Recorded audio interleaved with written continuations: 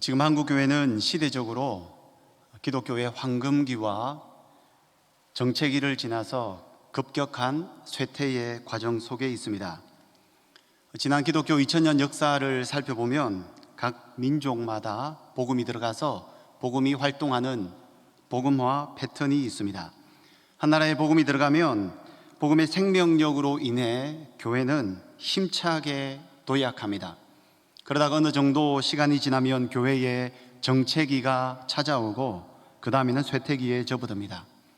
교회가 한 민족에서 쇠퇴하고 있을 때 다시 한번 복음의 능력으로 재도약하지 못하면 결국 복음의 불씨가 거의 꺼져버린 후기독교 시대에 이르게 됩니다.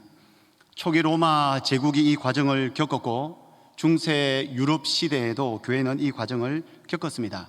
현재로 보자면 서유럽의 기독교를 보십시오. 불과 70년에서 80년 전만 해도 기독교의 황금기였는데 정체와 쇠퇴를 넘어서서 지금은 복음의 불씨가 거의 다 꺼져버렸고 각 나라마다 복음화율이 1%대로 주저앉아 버렸습니다. 미국의 바이블 벨트라고 일컬어지는 남쪽과 서쪽 일부를 제외하고는 미국도 교회가 심각한 상태에 놓여 있죠.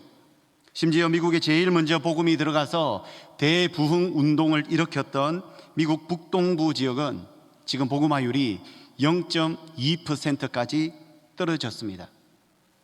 한국교회도 지금 복음의 도약과 정체를 지나서 급속도로 쇠퇴하는 과정 중에 있습니다. 이것이 부인하고 싶다면 당장 한국교회의 교회학교와 청년 세대들을 보시기 바랍니다. 얼마나 심각한 상황에 놓여 있는지 금방 알 수 있습니다. 이런 시대에 한국교회가 제일 많이 외치는 단어, 키워드가 재건이라는 단어입니다. 리빌딩이라는 단어이죠. 그리고 재건이라는 주제를 가지고 말씀을 선포할 때 교회와 가정의 재건을 위해서 18번으로 선포되는 메시지가 오늘 우리가 읽은 느헤미야서 본문입니다. 느헤미야서를 잘 읽어보면 쇠퇴하고 있는 한국교회, 무너지고 있는 가정을 재도약시킬 수 있는 보석과 같은 원리들을 발견할 수 있습니다. 왜 그렇습니까? 느헤미야는 붕괴된 예루살렘 성벽을 불과 52일 만에 재건하였습니다. 나아가 낙심하고 지친 백성들의 마음도 영적으로 회복시키며 영적 재건도 동시에 이루었습니다. 여러분, 느헤미야가 어떻게 불가능할 것 같은 물리적 성벽 재건과 백성들의 영적 마음 재건을 동시에 이룰 수 있었을까요? 먼저 느헤미야 개인에게 집중해 보면 느헤미야는 뜨거운 열정의 사람이었죠. 일을 할 때 미적미적거리는 일이 절대로 없습니다. 또한 열정만 있을 뿐만 아니라 탁월한 지혜를 소유한 인물이었습니다. 문제와 선택과 기로 앞에 섰을 때의 그의 지혜는 빛이 났습니다. 기획력과 실행력은 또 얼마나 뛰어난지 모릅니다. 치밀하게 준비합니다. 준비가 완료되면 적극적으로 뛰어들어 일을 시행하였습니다. 그뿐입니까? 백성들의 마음을 사로잡는 리더십도 단연 돋보였습니다. 뿐만 아니라 느헤미야는 당시 최고의 바사 제국에서 아주 높은 공직에 있었음에도 불구하고 재건 사명을 감당하기 위해서 그의 특권을 내려놓을 줄 아는 희생과 섬김의 리더십을 가진 사람이었습니다. 이런 멋진 느헤미야가 물리적 성벽을 재건하고 백성들의 영적 상태를 재건한 이야기는 우리의 가슴을 뛰게 하고 재건을 꿈꾸는 모든 교회와 민족과 가정의 모델이 될 만합니다. 하지만 여러분, 예루살렘 재건은 단순히 뛰어난 한 사람의 리더, 느헤미야의 리더십 때문이었다고 생각하면 큰 착각입니다. 분명 재건의 사명을 위해서는 이런 사람들이 많이 필요합니다. 지혜로운 사람, 열정 있는 사람, 기획하는 사람, 실행하는 사람, 리더십 있는 사람 많이 필요합니다. 하지만 느헤미야서를 자세하게 읽어보면 사람의 재능과 기질을 넘어선 진짜 재건의 보석과 같은 진리가 있습니다. 여러분, 그 진리가 무엇일까요? 그 진리는 바로 기도입니다. 여러분, 느헤미야서를 읽어보시면서 혹시 기도의 관점으로 느헤미야서를 읽어보신 적이 있습니까? 느헤미야서를 읽으시면서 누군가가 기도했다는 내용과 누군가가 기도했던 실제 내용을 만나는 구절에 빨간 줄로 줄을 그어 보십시오. 아마 느헤미야 13장을 다 읽고 나면 온통 느헤미야서가 빨간 줄로 붉은색이 될 것입니다. 짧은 13장 안에 무수하게 많은 기도의 내용이 담겨 있습니다. 여러분, 재건과 기도는 뗄래야 뗄 수 없는 관계입니다. 제가 간략하게 소개를 드리도록 하겠습니다. 먼저 느헤미야를 시작하는 1장을 보시면 총 11개의 구절이 있습니다. 그 중에 무려 7개의 구절이 느헤미야의 기도의 내용이 담겨 있습니다. 그러니까 느헤미야서를 시작하는 처음부터 기도로 이 성경이 열려진다는 것입니다. 그리고 마지막 13장에 가면 마지막 절이 29절에서 31절 말씀인데요, 마지막 구절 역시 느헤미야의 기도로 말씀이 마무리되고 있습니다. 성경이 열려지는 처음과 성경이 끝나는 마지막 시점에 느헤미야의 기도와 또 느헤미야의 기도로 성경이 마무리되고 있다는 것입니다.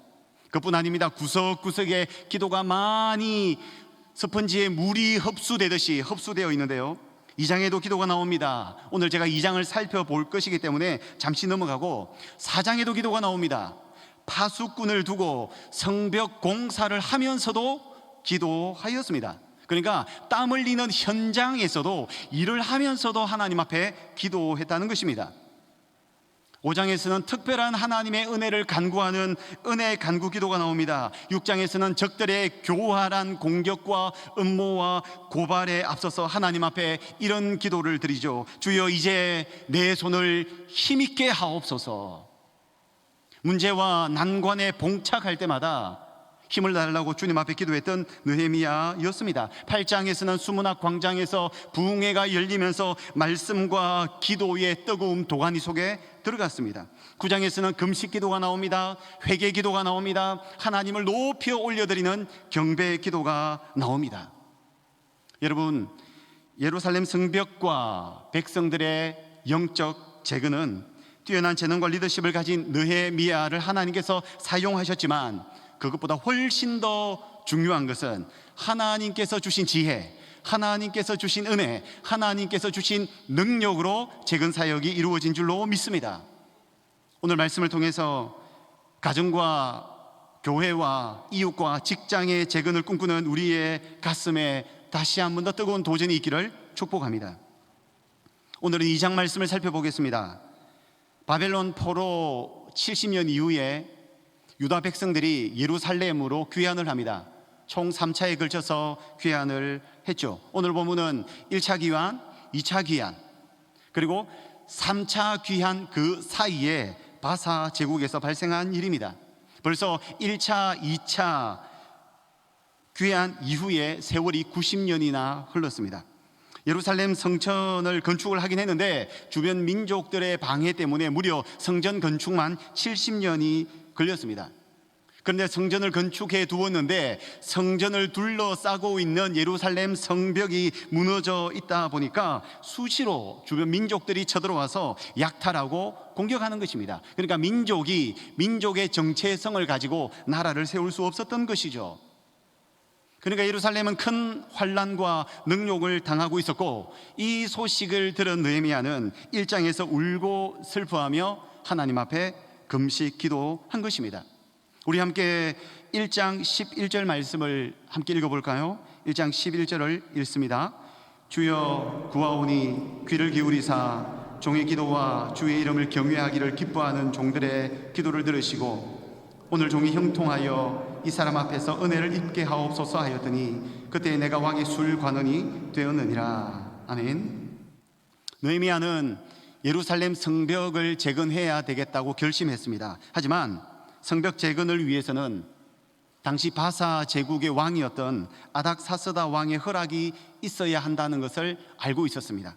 왜냐하면 느헤미야는 왕의 총애를 받는 술관원이었는데요, 성벽 재건을 위해서는 1300km나 떨어진 예루살렘에 가서 몇 년 동안 머물러야 합니다. 뿐만 아니라 성벽 재건에 필요한 물품들도 공급을 받아야 합니다. 근데 이런 필요가 있음에도 불구하고 재건해야 되겠다는 불붙는 마음이 있음에도 불구하고 느헤미야는 왕에게 이 요청을 할 수가 없습니다. 왜 그렇습니까? 당시 왕실의 문화가 그렇습니다.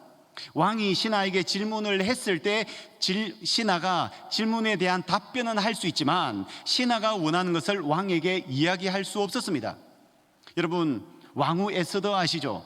에스더가 자기 민족을 위해서 왕에게 찾아가서 무엇인가 이야기할 때에 아내임에도 불구하고 남편 왕에게 질문을 할 수 없었습니다. 그래서 에스더가 왕에게 들어갈 때 뭐라고 고백합니까? 죽으면 죽으리이다.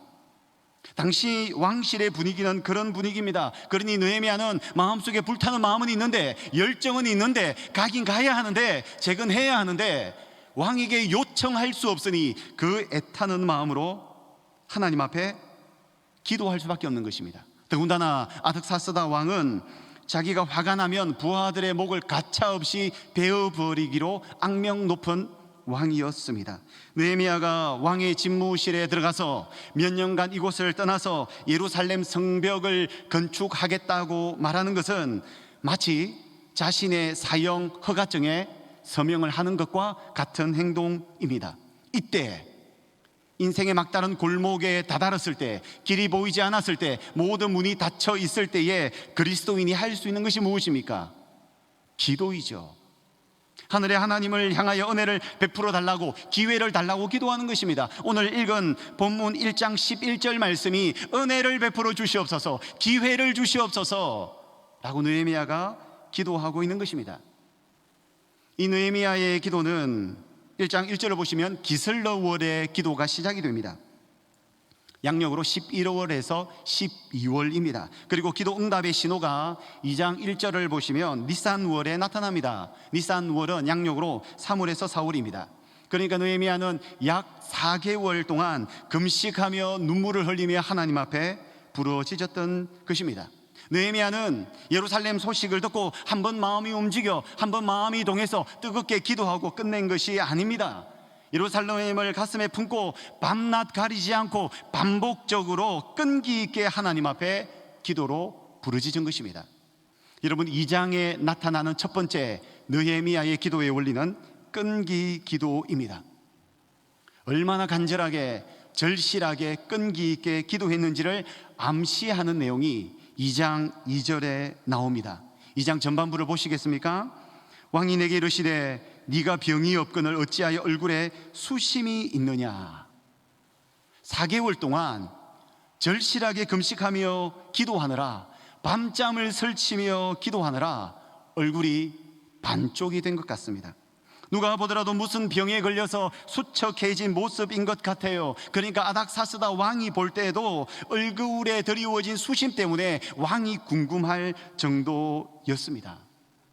사실 여러분, 왕궁에서 일하는 자들은, 특히 술 맡은 관원은 왕 앞에서 얼굴을 절대로 찡그리면 안 됩니다. 수심이 있는 모습을 보이면 안 됩니다. 그러면 바로 처형을 당하게 되어 있습니다. 왕궁 안에서는 모든 사람이 즐거운 표정을 지어야 합니다. 느헤미야는 이것을 잘 알고 있습니다. 그래서 왕이 어찌하여 너의 얼굴에 수심이 있느냐라고 질문했을 때에 느헤미야가 어떤 반응을 보였습니까? 죽을까봐, 처형당할까봐 크게 두려워했다고 성경에서 기록하고 있습니다. 그럼에도 불구하고 느헤미야가 왜 얼굴이 반쪽이 되었을까요? 왜 큰 병에 걸린 사람처럼 수척하며 수심에 가득 사로잡혔을까요? 기도하느라 그런 것입니다. 애통하느라 그런 것입니다. 가슴을 찢느라 그런 것입니다. 눈물 흘리느라 그런 것입니다. 잠자리에 들면서도 예루살렘을 어떻게 해야지 고민하며 밤잠을 설칩니다.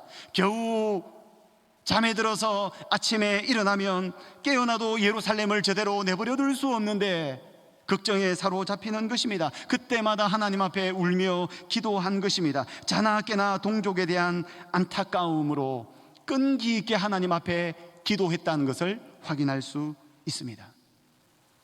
여러분, 요즘 여름철이 다가오면서 다이어트에 관심 많으시죠? 저도 최근에 한 3kg 정도 뺐습니다. 최고의 다이어트를 소개해드리겠습니다. 세상에서는 최고의 다이어트를 마음고생 다이어트라고 합니다. 마음고생하면 살이 쭉쭉 빠집니다.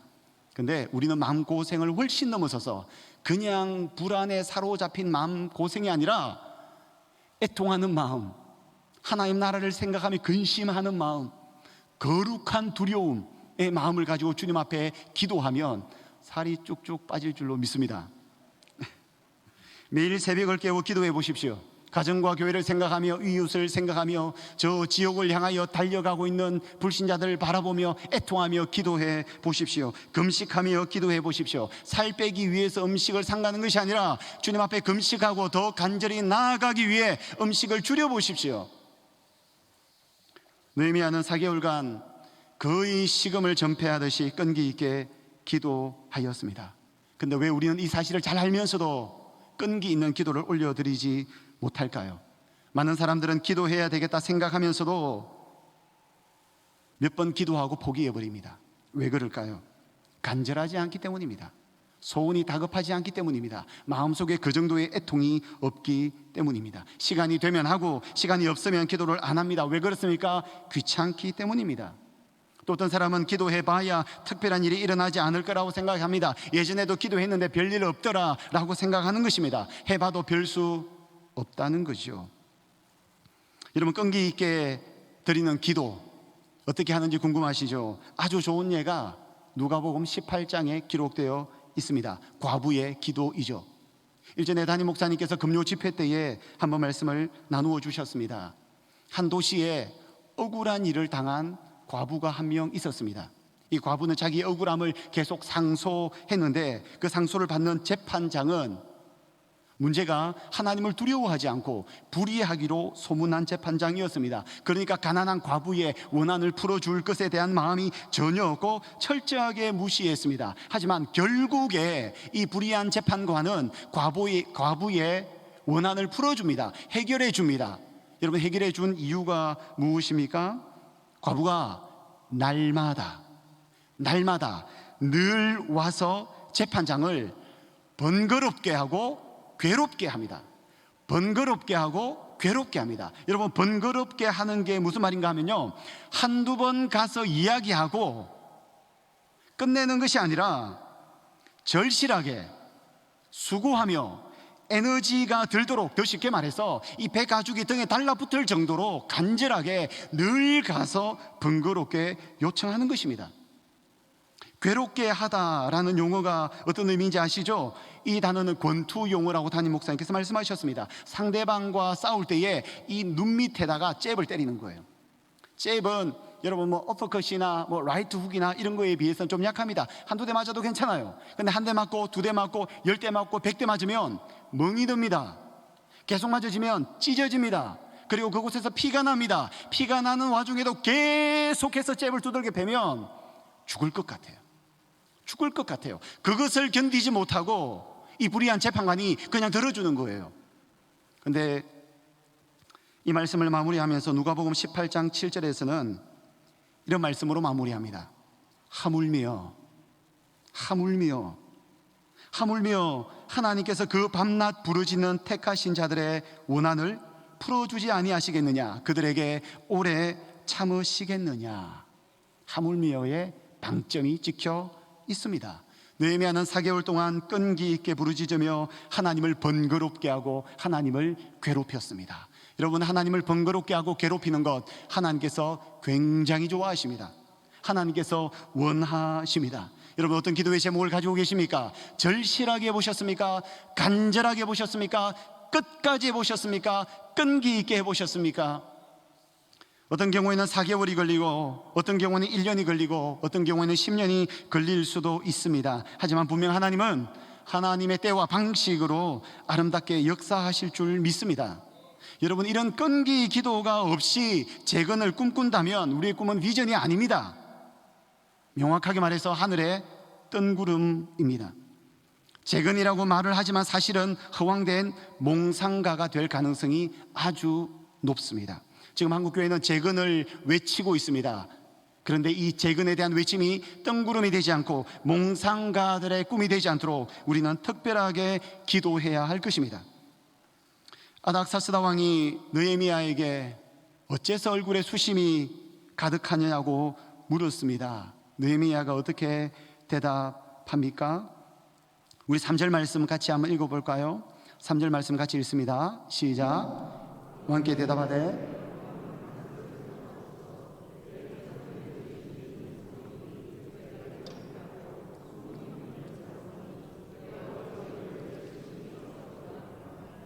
네, 느헤미야가 왕에게 답변을 하였습니다. 근데 그때 왕이 놀라운 질문을 하죠. 예상치 못한 질문입니다. 4절을 보시면, 그러면 네가 무엇을 원하느냐?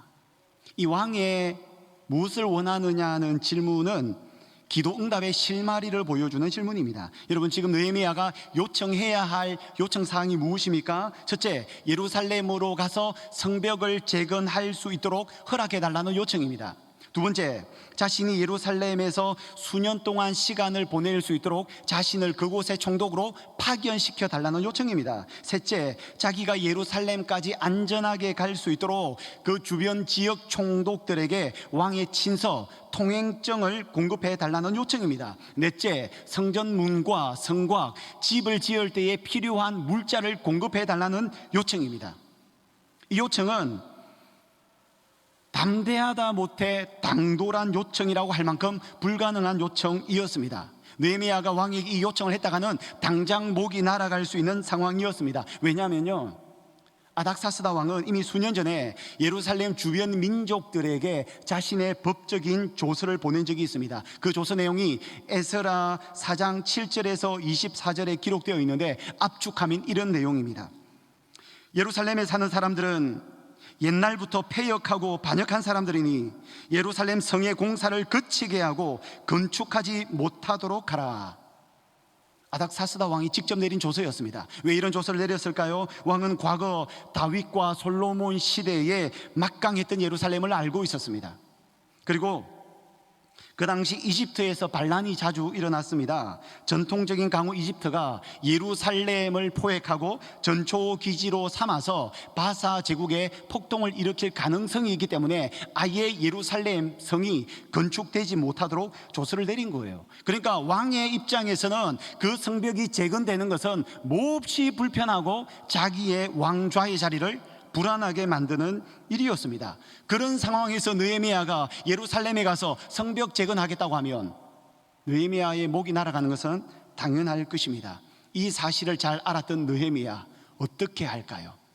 요청하지 않으면 재건할 수 없습니다. 요청하면 죽을 수도 있습니다. 그렇게 중요한 상황에 느헤미야는 5절에서 당당하게 요청을 하는데, 이 요청을 하기 전 4절 후반부에서 느헤미야가 아주 의미 있는 한 가지 행동을 합니다.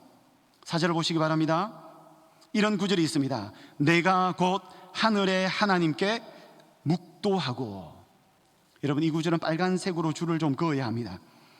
느헤미야는 왕에게 아뢰기 전에 하늘의 하나님께 잠시 묵도하는 기도를 올려드렸습니다. 아주 시급한 순간에 짧은 묵상 기도를 올려드린 것이죠. 저는 이 기도를 번개 기도라고 이름을 짓습니다. 물리적인 골방에 들어간 것 아닙니다. 교회의 기도실에 들어간 것 아닙니다. 아마 왕 앞에서 눈도 감지 못한 채 왕 앞에 마주 서서 잠시 하나님을 생각하며 마음속으로 기도했겠죠. 이 번개 기도에 대한 다른 이름들이 참 많습니다. 어떤 사람들은 총알 기도, 화살 기도, 찰나 기도, 한번 좀 들어보셨습니까? 이런 기도의 이름들이 참 많습니다. 어쨌든 아주 짧지만 강력한 기도였습니다. 눈 깜짝할 사이에 찰나인데 그 사이에 심령의 가장 깊은 지성소에 들어가서 하나님께 잠깐 기도한 거지요. 여러분, 이 번개 기도는 시간에 매이지 않습니다. 장소에 매이지 않습니다. 일하면서도, 운전하면서도, 공부하면서도 언제든지 어디서나 순간적으로 하나님 앞에 기도할 수 있습니다. 이 번개 기도는 하나님 앞에 보내는 영적 전보예요. 이 번개 기도는 KTX보다 더 빨라요. 대륙과 대륙을 움직이는 비행기보다 더 빠릅니다. 이메일보다, 문자 메시지보다, 카카오톡보다 더 빠릅니다. 번개 기도는 1초 동안에 지구의 7바퀴 반을 도는 빛의 속도보다 더 빠른 줄로 믿습니다. 찰나의 순간에 하나님의 깊은 지성소에서 하나님 앞에 단언하는 기도, 여러분 자주 이용하시기 바랍니다. 아주 쉽습니다. 긴 문장 필요 없습니다. 기도 잘 못해도 됩니다. 이 번개 기도는 느헤미야 말고도 성경에 많은 인물들이 종종 사용했던 기도입니다. 삼손이 죽기 전에 어떤 기도를 했습니까? 나의 두 눈을 뺀 원수를 단번에 갚게 하옵소서라고 번개 기도하고 기둥을 무너뜨렸습니다. 죽음 앞에 놓인 스데반도 주 예수여 내 영혼을 받아 주시옵소서라고 기도했습니다. 물 위를 걷다가 물에 빠진 베드로는 주여 나를 구원하소서 짧은 한마디의 외침의 기도를 올려드렸습니다. 아사 왕은 구스 사람들이 100만 명의 대군을 몰고 왔을 때에 어찌할 바를 모를 때 하나님 앞에 짧은 번개의 기도를 드립니다. 주여 사람이 주를 이기지 못하게 하소서. 번개 기도는 감옥에서도 물 속에서도 십자가에서도 전쟁터에서도 할 수 있는 기도입니다. 여러분, 중요한 계약을 앞두고 있을 때 기도하십시오. 운전 중에 기도하십시오. 누가 아프다는 소식을 들었을 때 네 기도하겠습니다 말만 하고 기도 안 하는 것이 아니라 그 요청을 들었을 때 바로 번개 기도를 하십시오. 자녀가 말을 안 들을 때 수시로 번개 기도를 하십시오. 시험 치기 전에 번개 기도를 하십시오. 설거지를 할 때 번개 기도를 하십시오. 일할 때도 기도하십시오. 이 기도에 능력이 있습니다. 끈질기게 기도하고 찰나의 순간에도 하나님 앞에 번개 기도를 드렸던 느헤미야, 결국 왕의 허락을 받았을까요? 못 받았을까요? 허락을 받습니다. 예루살렘에 가서 성벽을 재건합니다. 정해진 기간 동안 예루살렘에서 생활할 수 있습니다. 성벽 재건을 위한 목재를 다 공급받습니다. 심지어 상당히 먼 거리까지 군대 장관과 마병을 보내어서 느헤미야가 안전하게 도착할 수 있도록 에스코트까지 해주게 됩니다. 그러면서 느헤미야가 8절 후반부에서 이렇게 고백합니다. 내 하나님의 선한 손이 나를 도우심으로 왕이 허락하고. 끈질긴 기도와 번개 기도를 드릴 때에 하나님께서 광야의 길을 내셨습니다. 사막의 강을 내셨습니다. 그래서 재건의 사역을 이룰 수 있었던 것입니다. 제가 오늘 시간이 있으면 번개 기도를 한번 하려고 했어요. 이 기도에 대해서 이론적으로 가르치는 것보다 한번 해보십시다 하고 하려고 했는데 시간이 없어서 못할 것 같아요. 오늘 마치시고 5초, 10초 동안만이라도 여러분 번개 기도를 꼭 한번 해보시기 바랍니다. 마지막 등장하는 기도의 원리가 지혜의 기도입니다. 짧게 말씀을 드리도록 하겠습니다.